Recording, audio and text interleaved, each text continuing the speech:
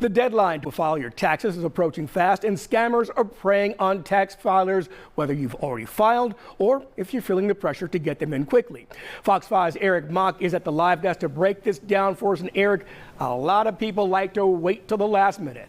Hey, Chris, I've been guilty of this myself, I'm not going to lie, but scammers are hoping people who are filing at the last minute are going to feel a lot of pressure to rush things and maybe not think twice about potential scams. You know, I spoke about this with a tax expert and partner Atlanta accounting firm Moore Colson, John Powell.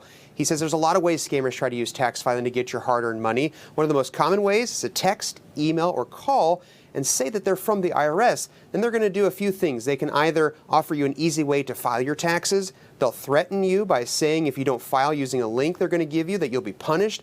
Or if you've already filed, they'll say that, hey, your tax return's ready. Just click this link to get it. Powell says, remember, the IRS is never going to send you a link via email or text to use. And if they call, they're never going to make demands of you or threaten you. He says the best thing to do in those cases is to go to the source.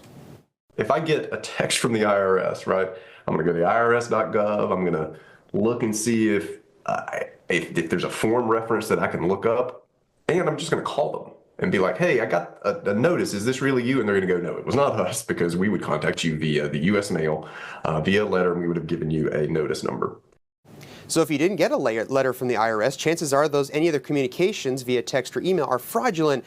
And when you're calling to verify, don't use the number they called you on or texted you on. Look up the verified number for the IRS. Don't use any links they text you either. Google their official website. And there's a lot of other ways scammers are trying to use tax time to get your money. Coming up later on Fox 5, we're going to get into some of those methods. And remember, thanks to Hurricane Helene, if you live in Georgia, you actually have until May 1st to file your taxes. At the live desk, Eric Mock, Fox 5 News. Oh, Eric, thanks. That is very interesting. Definitely something many Georgians, including me, didn't know about that. Thank you.